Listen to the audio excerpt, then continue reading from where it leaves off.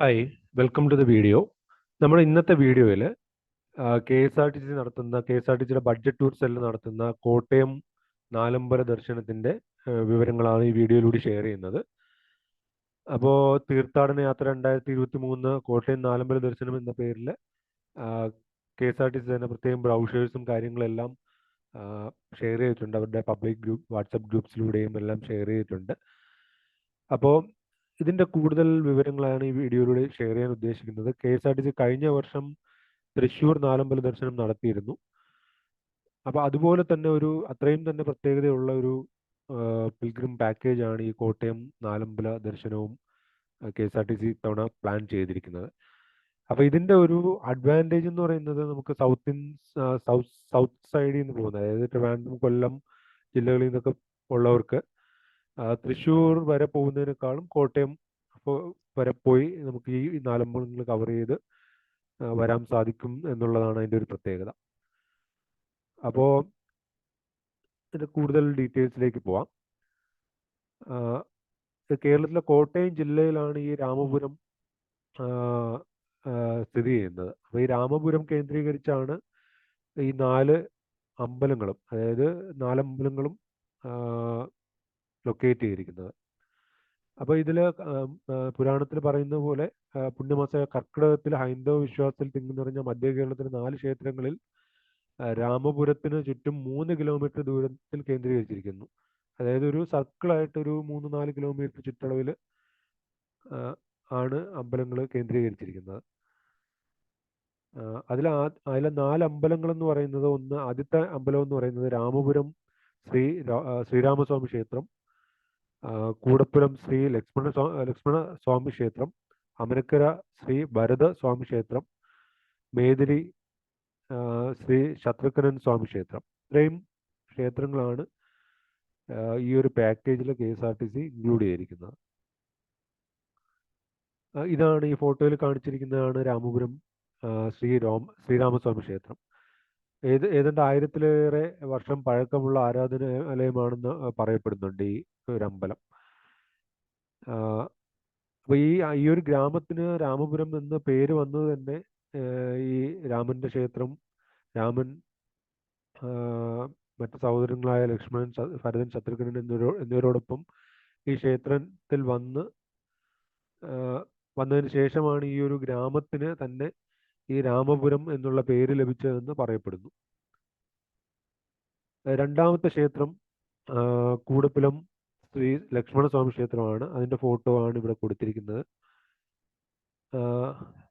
അത് കഴിഞ്ഞിട്ട് മൂന്നാമത്തെ ക്ഷേത്രം വരുന്നത് അമനക്കര ശ്രീ ഭരതസ്വാമി ക്ഷേത്രമാണ്. അതിൻ്റെ ഫോട്ടോസ് ഇവിടെ കൊടുത്തിട്ടുണ്ട്. അതും കോട്ടയം ജില്ലയിൽ പാലായുടെ അടുത്തായിട്ടാണ് ഈ അമ്പലം സ്ഥിതി ചെയ്യുന്നത്. പിന്നെ അവസാനത്തെ ഈ 4 അമ്പലങ്ങളിൽ 4ാമത്തെ അമ്പലമായിട്ട് വരുന്നത് മേദിരി ശ്രീ ശത്രുഘ്നൻ സ്വാമി ക്ഷേത്രമാണ്. അപ്പൊ ഇതും ഇതുപോലെ ബാക്കിയുള്ള 3 അമ്പലങ്ങൾ പോലെ തന്നെ ഇമ്പോർട്ടൻ്റ് ആണ് ഈ അമ്പലവും. അപ്പോൾ ഉച്ചപൂജയ്ക്ക് മുമ്പ് ഈ 4 അമ്പലങ്ങളും പൂർത്തിയാക്കണം എന്നുള്ളതാണ് ഒരു വിശ്വാസം. അപ്പോൾ അതിൻ്റെ 4 അമ്പലത്തിൻ്റെ route map K S R T C തന്നെ അവരുടെ ബ്രൗഷറിൽ ഷെയർ ചെയ്തിട്ടുണ്ട്. ഏതാണ്ട് കോട്ടയം MC റോഡിൽ കോട്ടയം, തൃശ്ശൂർ, തൊടുപുഴ, പാല, ഈ 4 ടൗണിന് ഇടയ്ക്കായിട്ടുള്ളൊരു സർക്കിളിലായിട്ടാണ് ഈ 4 അമ്പലങ്ങൾ സ്ഥിതി ചെയ്യുന്നത്. അതായത് ഈ 4 സ്ഥലങ്ങളുടെ, കോട്ടയത്തിനും തൃശ്ശൂരിനും പാല, തൊടുപുഴ, അത് 4 കോണിൽ അങ്ങനെ 4 സ്ഥലങ്ങൾ നമ്മൾ എടുക്കുകയാണെങ്കിൽ അതിനിടയ്ക്കായിട്ടാണ് ഈ 4 അമ്പലങ്ങളും വരുന്നത്. മെയിനായിട്ട് ഈ രാമപുരം ലൊക്കേറ്റ് ചെയ്ത് ഗ്രാമം ലൊക്കേറ്റ് ചെയ്താണ് ഈ 4 അമ്പലങ്ങളും വരുന്നത്. പിന്നെ അതിൻ്റെ സമയക്രമങ്ങൾ K S R T C provide ചെയ്തിട്ടുണ്ട്. ശ്രീരാമസ്വാമി ദർശനം, ആദ്യം ശ്രീരാമസ്വാമി ദർശനം അമ്പലത്തിലെത്തിയിട്ട് അവിടുന്ന് നേരെ ശ്രീ ലക്ഷ്മണസ്വാമി ക്ഷേത്രത്തിലേക്ക് പോകും. അത് കഴിഞ്ഞ് ഭരതസ്വാമി ക്ഷേത്രം, അത് കഴിഞ്ഞ് ശത്രുഘ്നൻ സ്വാമി ക്ഷേത്രം. അതെല്ലാം ആ ഒരു ഓർഡറിൽ തന്നെയാണ് K S R T C chart ചെയ്തിരിക്കുന്നത്. അത് കഴിഞ്ഞ് ഏറ്റവും അവസാനം ശ്രീരാമസ്വാമി ക്ഷേത്രത്തിൽ വന്ന് യാത്ര അവസാനിക്കും. എന്നിട്ട് വന്ന് ഡിപ്പോയിലേക്ക് തിരിച്ചു പോകും. ഫോർ എക്സാമ്പിൾ ട്രിവാൻഡ്രത്തുനിന്ന് വരികയാണെങ്കിൽ ട്രിവാൻഡ്രത്തുനിന്ന് നേരെ രാമപുരം വരും. രാമപുരം വന്ന് ഈ 4 അമ്പലങ്ങളും കവർ ചെയ്ത് തിരിച്ച് രാമപുരത്തെത്തി അവിടുന്ന് വന്ന ഡിപ്പോയിലേക്ക് ട്രിവാൻഡ്രം ആണെങ്കിൽ ട്രിവാൻഡ്രം, കൊല്ലം ആണെങ്കിൽ കൊല്ലം, അല്ല ഇനിയിപ്പോൾ തൃശ്ശൂരാണെങ്കിൽ തൃശ്ശൂർ, എവിടുന്നാണോ യാത്ര പുറപ്പെട്ടത് ആ ഡിപ്പോയിലേക്ക് തിരിച്ചു പോകുന്ന രീതിയിലാണ് യാത്ര പ്ലാൻ ചെയ്തിരിക്കുന്നത്. അപ്പോൾ ഇതിൻ്റെ രാവിലെ 7 മണിക്ക് ആദ്യത്തെ ക്ഷേത്രത്തിൽ എത്താൻ കണക്കാക്കി ആയിരിക്കും യാത്ര സ്റ്റാർട്ട് ചെയ്യുന്നത്. അപ്പോൾ അതിനനുസരിച്ച് നമ്മൾ പുറപ്പെടുന്ന സമയം, ഡിപ്പോയിൽ നിന്ന് പുറപ്പെടുന്ന സമയം അത്രയും ഏർലി ആയിരിക്കും. എക്സാമ്പിൾ ഇപ്പോൾ ട്രിവാൻഡ്രത്ത് നിന്നൊക്കെ പോകുകയാണെങ്കിൽ ഏർലി ഒരു 3 o'clock ഒക്കെ പോകേണ്ടി വരും. എങ്കിൽ മാത്രമേ നമുക്ക് 7 മണിയോടുകൂടി ആദ്യത്തെ അമ്പലത്തിൽ എത്തിച്ചേരാൻ സാധിക്കുകയുള്ളൂ. പിന്നെ ഇതിൻ്റെ ടൂർ ബുക്കിങ്ങിനും ആയിട്ടുള്ള കൂടുതൽ വിവരങ്ങൾക്കും ജില്ലാതലത്തിലുള്ള നമ്പറുകൾ കൊടുത്തിട്ടുണ്ട്.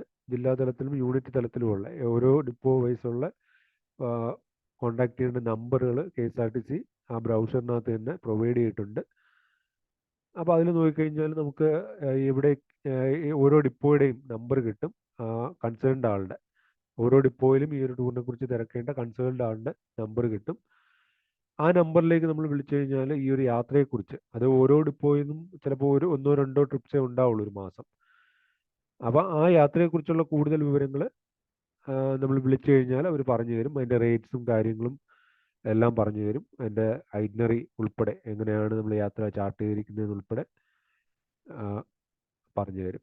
അപ്പോൾ അതിനുള്ള കോൺടാക്ട് നമ്പേഴ്സാണ് ഈ പേജസിലെല്ലാം KSRTC ബ്രൗസറിൽ കൊടുത്തിരിക്കുന്നത്. പിന്നെ അത് കഴിഞ്ഞൊരു ചാറ്റ് ബോർഡ് ലിങ്ക് കൊടുത്തിട്ടുണ്ട്. നമുക്ക് യാത്രയെ സംബന്ധിച്ച് കൂടുതൽ വിവരങ്ങൾക്ക് ചാറ്റ് ബോട്ടിൽ വേണമെങ്കിൽ സംശയങ്ങൾ ചോദിക്കാം. സംശയങ്ങൾ ചോദിക്കുന്നതായിരിക്കില്ല. ആ ചാറ്റ് ബോട്ടിൽ കൂടുതൽ യാത്രയെക്കുറിച്ചുള്ള കൂടുതൽ പാക്കേജുകളെ കുറിച്ചുള്ള വിവരങ്ങളും എല്ലാം നമുക്ക് ഇതിനകത്തൂടെ അറിയാൻ പറ്റും. ചാറ്റ് ബോർഡ് ലിങ്കിലൂടെ അറിയാൻ പറ്റും. KSRTC ചാർട്ട് ചെയ്തിരിക്കുന്ന എല്ലാ ട്രിപ്സിനെ കുറിച്ചുള്ള ഡീറ്റെയിൽസും ഇതിനകത്തൂടെ അറിയാൻ പറ്റും. പിന്നെ നമുക്ക് ചാറ്റ് ബോട്ട് ഇവിടെയാണ് കൊടുത്തിരിക്കുന്നത്. ഇത് നമുക്ക് നിർദ്ദേശം രേഖപ്പെടുത്താനുള്ള ലിങ്കാണ്. അതായത് ഗൂഗിൾ മാപ്പ് ലിസ്റ്റിങ്ങിൻ്റെ ലിങ്കാണ്. നമ്മുടെ നിർദ്ദേശങ്ങളും നമ്മുടെ ഫീഡ്ബാക്കും, നമ്മുടെ യാത്രയെക്കുറിച്ചുള്ള കൂടുതൽ ഫീഡ്ബാക്ക്, ഇനി വരാൻ പോകുന്ന ആൾക്കാർക്ക് ആ ഒരു ഫീഡ്ബാക്ക് നമുക്ക് ഷെയർ ചെയ്യാം. നമ്മൾ എടുത്തിട്ടുള്ള ഫോട്ടോസ് അതിനകത്ത് അപ്ലോഡ് ചെയ്യാം. അതിനൊക്കെയുള്ള ലിങ്ക്സ് ഇവിടെ കൊടുത്തിരിക്കുന്നു. പിന്നെ ചാറ്റ് ബോർഡിൻ്റെ ലിങ്ക് വീണ്ടും താഴെ ഇവിടെയും കൊടുത്തിട്ടുണ്ട്. ഇവിടെ ക്ലിക്ക് ചെയ്ത് വേണമെങ്കിൽ നമുക്ക് ചാറ്റ് ബോർഡിലേക്ക് പോവാം. മാപ്പ് ലിസ്റ്റിങ്ങിൽ നമുക്ക് ഇവിടെ ക്ലിക്ക് ചെയ്ത് വേണമെങ്കിലും മാപ്പ് ലിസ്റ്റിങ്ങിലോട്ട് പോവാം നമ്മുടെ റിവ്യൂസ് എഴുതാൻ. പിന്നെ അവിടെ സോഷ്യൽ മീഡിയ പ്രൊഫൈൽസിൻ്റെ എല്ലാം ലിങ്ക് ഇവിടെ കൊടുത്തിട്ടുണ്ട്. അപ്പോൾ നമുക്ക് KSRTC സംബന്ധിച്ച കൂടുതൽ യാത്രയെക്കുറിച്ചുള്ള വിവരങ്ങളെല്ലാം ഈ ലിങ്ക്സിലെല്ലാം ഈ സോഷ്യൽ മീഡിയ പ്ലാറ്റ്ഫോംസിലൂടെയെല്ലാം KSRTC ഷെയർ ചെയ്യുന്നുണ്ട്. അപ്പോൾ അതെല്ലാം നമുക്ക് ഈ പർട്ടിക്കുലർ ഓരോ Facebook, Instagram, daily hunt, YouTube, Twitter, WhatsApp, ഇതിൽ കൂടിയെല്ലാം നമുക്ക് കിട്ടുന്നതായിരിക്കും. അപ്പം ഞാൻ തൃശ്ശൂർ നാലമ്പലത്തിനെ കുറിച്ചുള്ളൊരു വീഡിയോയും പിന്നെ നമുക്ക് പഞ്ചപാണ്ഡവ എന്ന് പറഞ്ഞിട്ട് വേറൊരു പഞ്ചപാണ്ഡവ ദർശനം കൂടി KSRTC ഇത്തവണ പ്ലാൻ ചെയ്യുന്നുണ്ട്. അപ്പോൾ അതിൻ്റെ ഡീറ്റെയിൽസ് ഞാൻ വരും വീഡിയോസിൽ നമ്മൾ അടുത്തുള്ള ദിവസങ്ങളിൽ ഷെയർ ചെയ്യുന്നതായിരിക്കും. അപ്പോൾ അത് കിട്ടാനായിട്ട് നിങ്ങൾ ഈ ചാനലൊന്ന് സബ്സ്ക്രൈബ് ചെയ്ത് ഷെയർ ചെയ്യുക.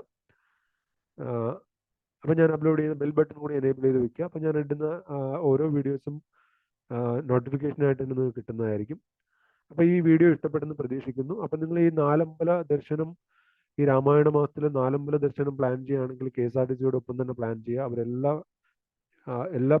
എല്ലാ കാര്യങ്ങളും അവർ തന്നെ നോക്കിക്കോളും,